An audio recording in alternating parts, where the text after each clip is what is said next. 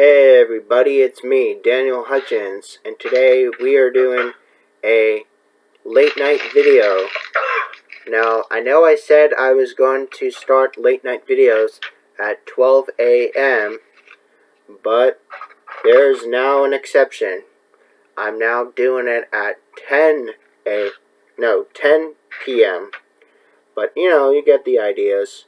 10 p.m. is still kind of late, so given that into an account, we are talking about some stuff from our friends Screen Rant.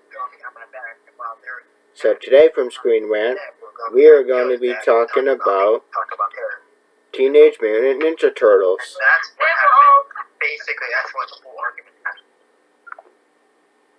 So, Teenage Mutant Ninja Turtles is the first thing we're going to talk about for our friend Screen Rant. Yes, huge Teenage Mutant Ninja Turtles party wagon fits 6 action figures, but the price is high. Okay, the official Teenage Mutant Ninja Turtles party wagon is available for a pre-order, but with a steep price tag. What is it worth? The cost.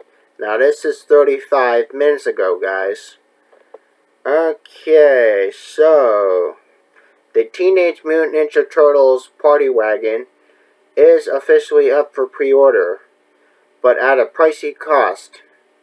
Now with 6 movies, 5 television series, and many comic book series, including this popular Last Ronin story arc, the countless toy products, the Turtles have become a cultural phenomenon.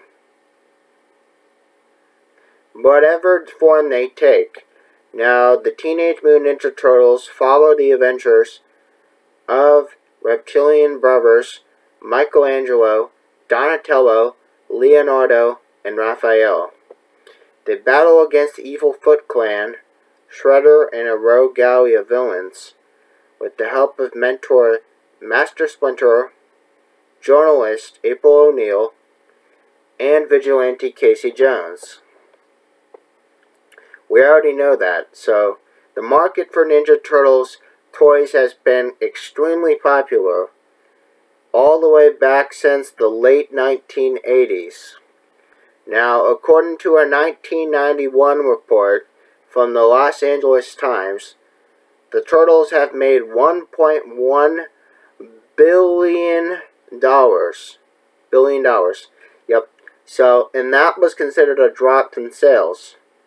Now, 30 years later, the sewer-dwelling brothers are still well-known mainstays and have found their way into homes as playable video game characters, pop memorabilia, action figures, and also through popular Batman and Raphael crossover memes. Now, related to this article, Teenage Mutant Ninja Turtles 2014's elevator scene was totally improvised. We're not talking about that, we're talking about something else. So now, Super 7 has made the Teenage Mutant Ninja Turtles Ultimates Party Wagon available for pre-order for a steep price of $450. $450? What the fuck? Right? Right. So for comparison, the original vintage party wagon can be found at Walmart for $100. What the fuck? Again, what the fuck? So Super 7 describes the expensive toy as no regular turtle hoop tie. It's a bodacious ride that can get 6 ultimate figures from 0 to 60 foot soldiers stomped in no time flat. This party wagon features an opening roof, functional opening front doors, rooms for 6 ultimate scale figures, and more.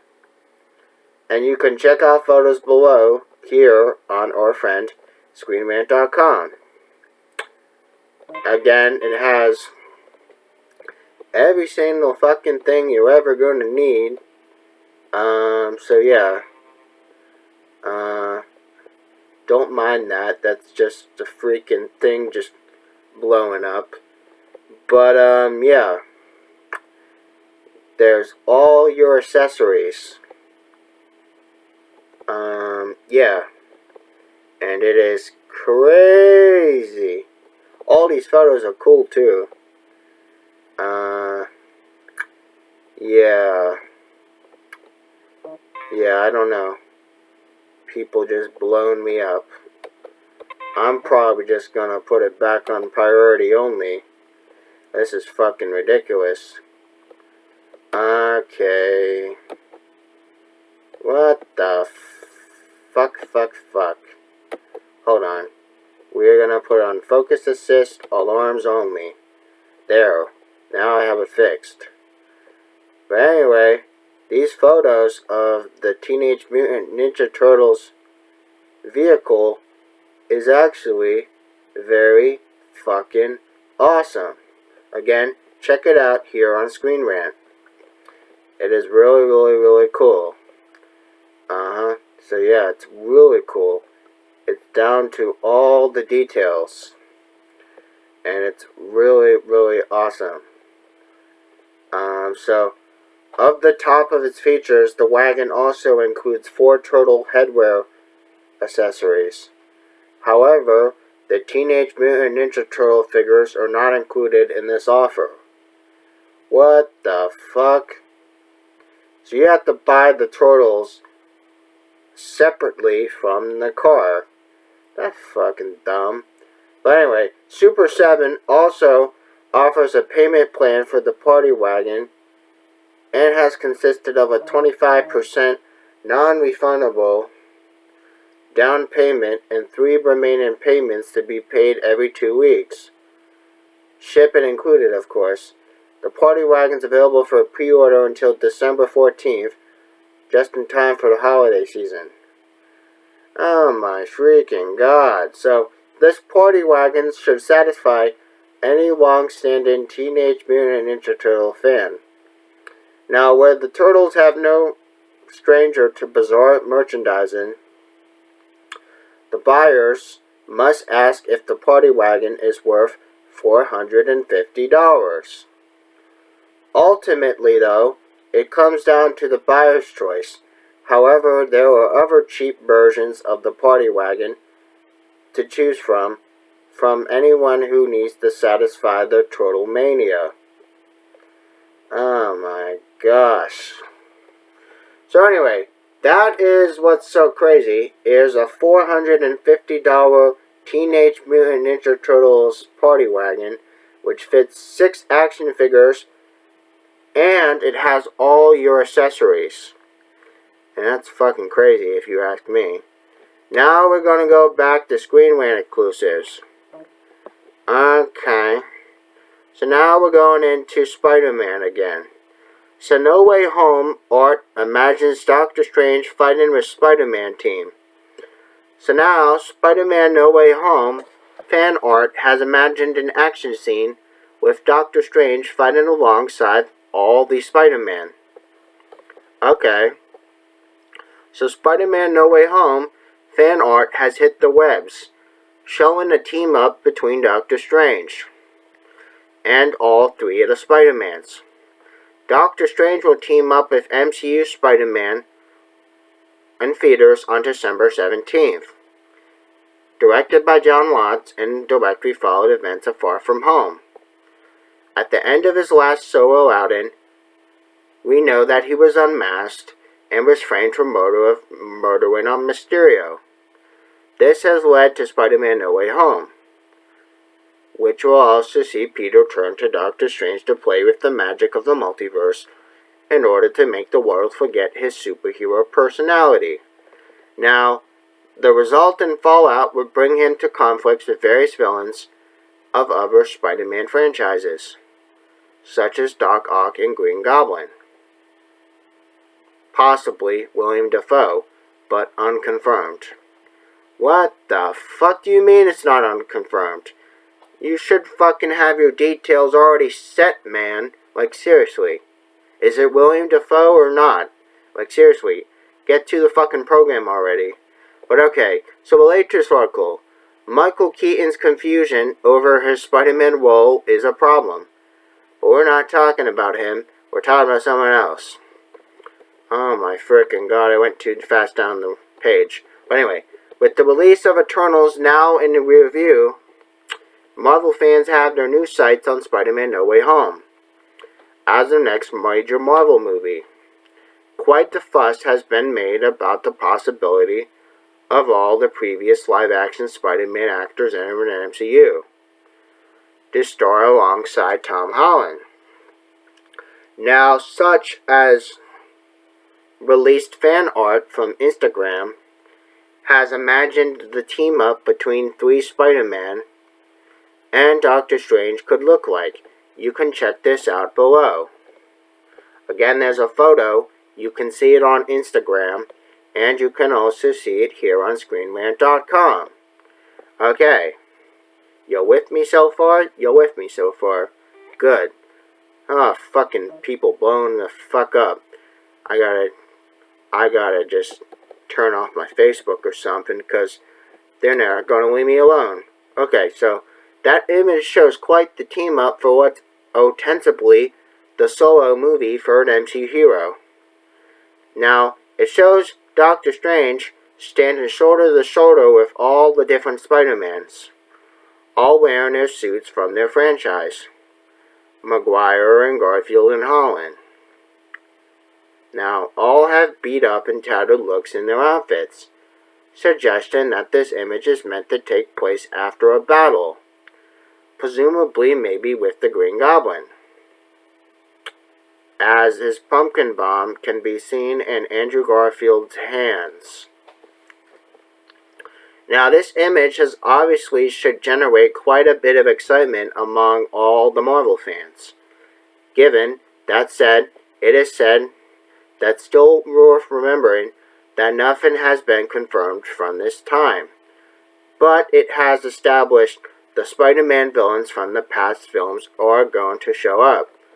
However, neither Tobey Maguire nor Andrew Garfield definitively confirmed their involvement in No Way Home. Now, despite some intriguing comments made from recent days, that has remained open to interpretations. With all this multiverse shenanigan happening in this movie, there's arguably no better time for a live-action reimagining of the Spider-Man Into the Spider-Verse concept. But audiences should also know that the wait until Spider-Man No Way Home release is still on December 17th. That is to be sure. Okay. Now, we are following this up with, is William Dafoe really back as Green Goblin for No Way Home? Okay. Spider-Man No Way Home trailers held off showing the Green Goblin. William Dafoe is back in 2002's movie's iconic supervillain. This is from the 8th of November. Now, I know that was like a week ago, but we're still talking about him, because he's important to the universe. So, is it really William Dafoe's Green Goblin in Spider-Man No Way Home trailer in this poster? Now, when Sony and Marvel has revealed the long-awaited first footage of the third Spider-Man movie, a conspicuous pumpkin bomb and a cackling laugh has suggested that Raimi's Spider-Man villain would be back. Now, the latest No Way Home poster has outright confirmed the Green Goblin is going to appear, thanks to a tiny but also notable cameo. Now, for many of the fans of the original 2002 Spider-Man, directed by Sam Raimi, and starring Tobey Maguire, is still the best one. You can argue about that if you want, but it's not going to get you nowhere because Tobey Maguire is still the best Spider-Man. And much of that can be attributed to Willem Dafoe's iconic turn to Norman Osborn. Dafoe was perfectly cast as Green Goblin, and therefore Osborn was a billionaire, industrious man who experimented on himself to gain superpowers And as his mind got twisted, the Goblin had discovered Peter Parker as Spider-Man during his course of the film. Now, Osborn has attacked Aunt May, and he's kidnapped Mary Jane Watson, played by the sexy Kirsten Dunst, and has thrown her off the Queensboro Bridge. Now, the Goblin inadvertently killed himself in his final battle with Spider-Man when his death drove a wedge between Peter and Harry, played by James Franco, who became the new Goblin in Spider-Man 3. But we all know what happened in Spider-Man 3, so we're not going to spend too much time on that. So, is Matt Murdock in No Way Home trailer? Theory explained. We're not talking about that unless you want me to talk about it, but I probably will talk about it since you guys are so damn fucking curious. So, it's impossible to ignore the fact that Dafoe's iconic laugh as the Goblin in Tom Holland's wall caller fends off an attack on a George Washington bridge and dodges Goblin's signature orange and green pumpkin bombs. Now, Sony and Marvel haven't officially announced William Dafoe is in Spider-Man No Way Home. Now, in order to preserve the film's myriad secrets, Dafoe has reportedly spotted on the set, and the poster has showed the distinctive Raimi's designs. That puts Dafoe's Green Goblin to the line to appear next to Alfred Molina, Doc Octopus, which, of course, from Spider-Man 2, and Jamie Foxx's Electro from Amazing Spider-Man 2. Okay, picture of the pumpkin bomb below. Now, of course, as Spider-Man's first movie villain, the Green Goblin is arguably the most iconic presence of No Way Home. And William Dafoe's return as Norman Osborn has opened up a ton of exciting possibility. Now, the first question is how he can still be alive since Osborn has clearly died from 2002. Now, it's possible that Tom Holland's Peter and Doctor Strange has entered the multiverse from an early part of Spider-Man 2002, or they were meddling with the timeline, somehow resurrected the Goblin, or had prevented him from dying in the first place. Now, okay, so given this, meddling with the multiverse may even have changed the events of Sam Raimi's Spider-Man movies, and the original Spider-Man movie actor Tobey Maguire, alongside with Amazing Spider-Man Andrew Garfield. He's also rumored to appear in No Way Home. Now, Spider-Man No Way Home poster only offers a vague looks from Green Goblin, but it's clearly William Dafoe's version. Now, complete with the metallic helmet and his glider, rather than either James Franco's second-generation Goblin from Spider-Man 3, or Dane DeHaan's divisive version of Amazing Spider-Man 2. Now, due to alterations from the multiverse, while fans loved William Dafoe's performance as Norman Osborn from Spider-Man 2002, the Green Goblin costume was always quite controversial. Controversy! Yes, controversy. Yes. But the No Way Home costume appears to be very close to this original design, albeit with some specific changes. From this poster, it has appeared as glider is different from the Raimi version. Now, along with Green Goblin being a huge problem for Holland's Spidey, the fact that Osborn attacks yet another famous New York City bridge and No Way Home trailer could also be a clue that this time Michelle MJ Jones Zendaya, who the Goblin abducts and hurls over a bridge, could Spider-Man No Way Home be the film where Tom Holland's Peter Parker finally suffers an unimaginable tragedy that has scars him emotionally as the hero, like Uncle Ben death did for Maguire and Gwen Stacy with Emma Stone, death did for Garfield? Now, whatever happens, William Dafoe return as Green Goblin in Spider-Man No Way Home is a very big deal, and Sony is wise to keep the supervillain under wraps until this film premieres in December. Okay, so we are going back up to his Matt Murdock in No Way Home trailer. Okay, so all you guys who were wondering if Matt Murdock is in No Way Home, here's your answer. This was from August the 24th. So Charlie Cox was rumored to return to the MCU. Now the theory suggested his Matt Murdock, aka Daredevil, was supposed to be in Spider-Man No Way Home trailer. Now the MCU's third Spider-Man movie is set to continue Phase 4 explorations of the multiverse, plunging Peter Parker, Tom Holland, and those around him into chaos. Now, of course, the Spider-Man No Way Home trailer shows how this has happened. And as a spell cast by Doctor Strange, Benedict Cumberbatch, to help restore Peter's secret identity has gone wrong, tearing apart the fabric of space and time. Now this will lead to a whole of familiar faces into Spider-Man No Way Home. The trailer itself reveals Dr. Octopus, Electro, and it's expected Tobey Maguire and Andrew Garfield would be back as their respective versions of Spider-Man as well. Now another character tipped to appear, although from a little closer to Peter's MCU home, was Matt Murdock, who hasn't been seen since Daredevil Season 3. After the show was cancelled by, you guessed it, Netflix, and the rights were back to Marvel Studios for now. And there has been some strong rumors of this appearance here. But does this trailer confirm it? We're going to find out how.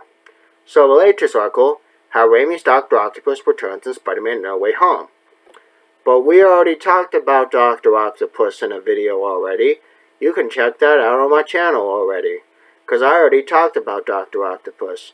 That was like a month ago I talked about him. But anyway, we're going back to our stuff. But while there is no clear appearance of Daredevil in Spider-Man No Way Home trailers, there was the character who many believe could be him.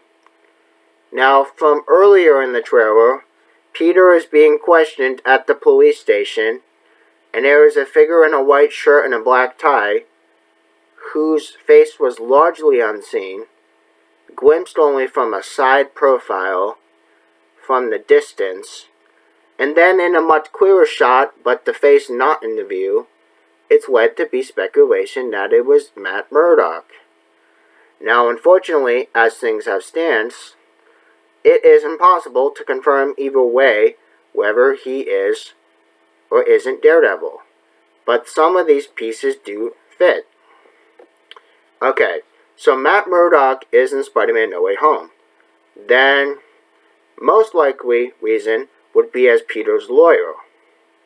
Now, if he's wanted for murder of Mysterio, and having Matt work to help clear his name, that would make a lot of fucking sense, given that the vague profile does loosely match Cox's appearance too, though it sees such at a distance and is on clear view that it doesn't amount to any real evidence.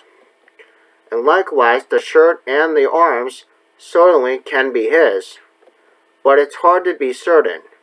Now, Peter and whoever is with him are going through a bunch of case files from the scene, which has further supported the notion that this is Matt Murdock.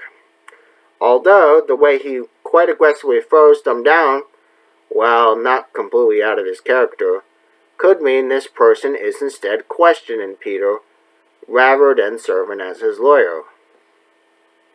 Now, since his return in Spider-Man No Way Home is not official, which I don't fucking know why it's not official, then it's easy to see why Sony would want to keep him hidden, if indeed this was him at all. Now, the No Way Home trailer doesn't reveal Garfield or Maguire either, instead keeping its focus on the elements that may have been confirmed previously. Doctor Strange, Dr. Octopus, the multiverse, and Matt Murdock appearing in the scene. Well, one very similar to it. This would all fit into what's known of the story, in order to help clear Peter's name.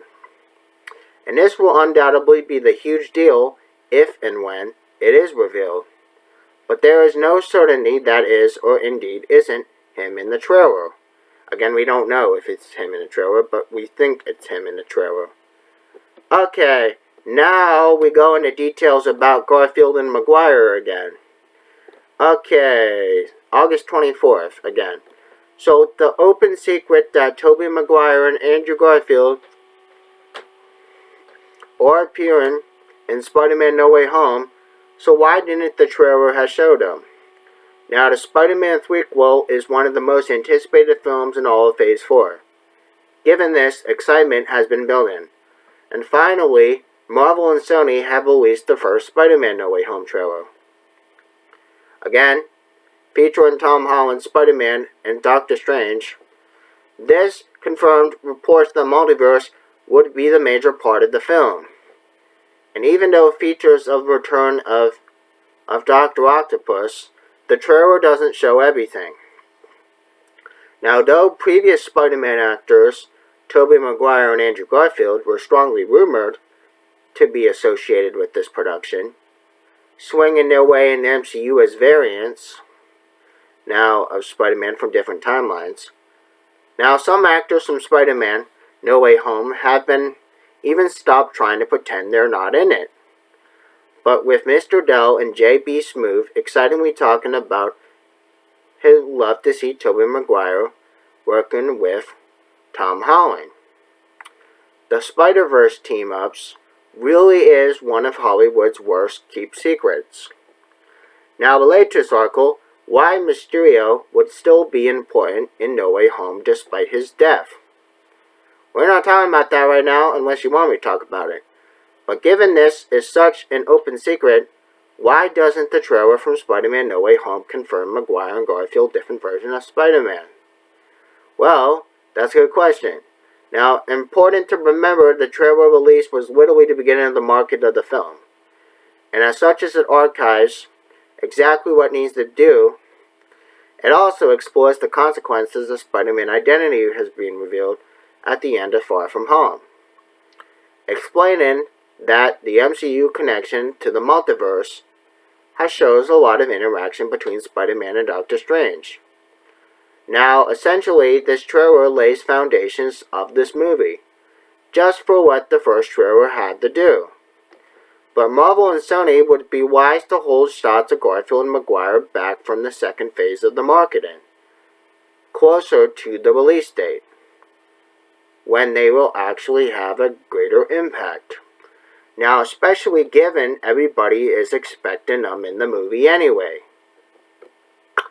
Okay, so in truth, the Spider-Man No Way Home trailer does indeed confirm the various cinematic universes are intertwining, but the power flares it shows the associated with Electro from 2014 and Green Goblin from 2002. Now, of course, the trailer has ended with Dr. Octopus from 2004. And, of course, it makes sense the version of Dr. Octopus is considered one of the best characters to ever appear in a superhero movie. Dr. Octopus himself has hardly been secretive about his involvement. He's openly discussed his role from interviews. So this reveal doesn't spoil that much. But Dr. Octopus doesn't even have a new design, unlike Electro, which is yet to also be seen. Now, fans are eager to see the 3 different big screen versions of Spider-Man interact for the very first time, but they'll need to wait a little longer. Now, for right now, the focus is purely on Spider-Man, Doctor Strange, and the way they face the multiversial potential will only be seen in a second trailer in a couple of months' time. Now, even when Sony and Marvel would be wise just to include a couple of shots of the three Spider-Man teaming up, as this is marketing after all. They don't want to give away too much about Spider-Man No Way Home. Okay, so that kind of clears up some of your character questions. So right now the time check is half an hour. So we are going to try to shoot for an hour. So we are going to be going to, you guessed it, comicbook.com. Yep, comicbook.com. We are going to comicbook.com. Yes, we are going to comicbook.com. At least we're going to try to go to comicbook.com. Let's see. Now, looks like everything in comicbook.com is all outdated. So, scratch that. We're going back to Screen Rant. So, we're going back to Screen Rant, guys. I'm sorry. So, again, Screen Rant. Okay, we have to find something. Okay, so now we're talking about why Spider-Man has a new black suit in No Way Home. Okay, Spider-Man dons a new black suit from No Way Home. Here are the looks at the property of the new suit, and what purpose it is going to serve. This is 5 hours ago. So, Peter Parker is going to don a new black gold suit in No Way Home. But why does he have this new suit, and where did it come from? Now, of course, Spider-Man's multiverse opening adventure is going to spin its way in the theaters in time for the holidays. And it's already given that the largest scale Spider-Man movie ever made. Not only is it going to continue from the cliffhanger of Far From Home, but it's also going to bring numerous villains from past Spider-Man movies into the story. This happens after the spell was cast by Doctor Strange to make Peter's secret identity, once more, an unexpected side effect of bringing over villains from other universes, including Green Goblin, Dr. Octopus, Electro, and others. Now, the new trailer of No Way Home also shows Peter in an action with a new black suit, without offering a clear explanation of how he got it, which is a big red flag. So, the latest article, did Electro die in Amazing Spider-Man 2? No Way Home set up explain. We're not talking about him, we're talking about someone else. So one shot in the trailer shows Spidey's arm encased from a pair of golden spears of energy. Now, while the suit has an assortment of glyphs from it, this indicates the suit was given to Peter by Doctor Strange, and is thus possibly possessing powers also gifted from Strange.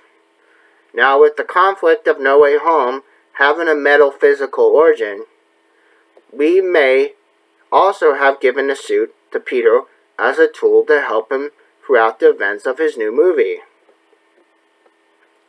Now, Tom Holland's Peter Parker has had numerous different suits. Of course, his most popular suit is his Iron Spider suit from Tony Stark, Robert Downey Jr., who's no longer in MCU, from Spider-Man Homecoming, and Infinity War, and also he's got a stealth suit, which is nicknamed the Night Monkey, and he has his red and black suit with his web wings from Far From Home. Now, Holland's Peter Parker has also put together his own homemade suit, mostly from sweatpants and a hoodie, being a teenager without vast resources from his disposal. Now, at this respect, Holland's Spider-Man films have been arguably the more realistic in terms of how Peter got his trademark Spider-Man suit. But while each had its own purpose and utility, Peter's new black and gold suit from No Way Home could serve the most direct purpose to the story. Now, we're going to talk about how. But with the multiverse opening with new villains he's never encountered before pouring into him, Peter will need every tool he can get a hold of. So his new suit, tailored by Doctor Strange, makes a lot of sense. Now, will Peter also have more help from Tobey Maguire and Andrew Garfield Spider-Man? Now, as many have strongly suspected, he will. Only, though, the release of Spider-Man No Way Home can answer this question. Okay, so there you go, guys. That is all your information you're going to be getting tonight, for right now, at least, about Spider-Man No Way Home, until I find more. Now, until I find more, I'm not going to be talking about Spider-Man No Way Home unless there's actually something that is good. Something you know that's going to be wow. You know what I'm saying? But you know what I'm saying. Okay, so we are still on Screen Rant. Okay, we are still on Screen Rant. The time check is 36 minutes. And again, we are at 11 p.m. Eastern Time. Which means in Pacific Time, that is 2 hours slower. Which means in Pacific Time, it's 9 p.m. And in Eastern Time, it's 11 p.m. Okay, so not like that really matters anyway. Now, we are just trying to find someone. We are trying to find something. We are trying to find something. Of course.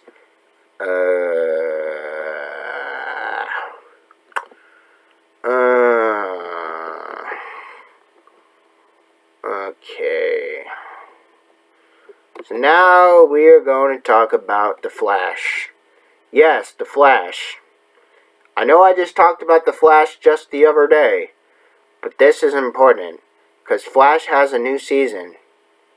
And there's the rumor that now the Reverse Flash could be the real Armageddon villain. Now we're going to find out why Reverse Flash is the Armageddon villain. This is from 6 hours ago. So this article contains spoilers from Flash the Season 8. So before everything was said and finished, the team may discover that the Reverse Flash is the villain of Flash Armageddon. Now, it's teased that the event main antagonist, but this big twist of the first chapter has indicated his mission is actually to save Earth, not destroy or conquer it. Now, that's interesting given. Now, if this crossover real villain isn't Despero, it may instead be Reverse Flash. Now, while Despero is Team Flash's primary threat right now, the bigger picture is that of Earth, which may be destroyed in 2031 because of different character actions. Now, supposedly, the Scarlet Speedster is not the only one who dons the Flash suit. And, of course, bringing about Armageddon in 2031, of course, no one on Team Flash sees this as a possibility. Again, Barry has 7 days to change Despero's mind about him. Looking into the story Armageddon has crafted, it has appeared that the real problem they're facing isn't Despero himself, but figuring out it is who or what has caused Armageddon and how they are going to stop it from coming to pass. No, the Flash Season 8 arrogantly forgets about Savitar. But we're not talking about Savitar, we're talking about someone else. So even if it's true that Barry somehow causes this catastrophic event, it is unlikely he would have set this in motion under his own will.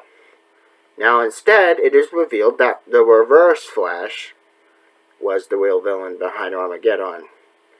After all, CW has already confirmed Reverse Flash is an Arrow vs. Armageddon event.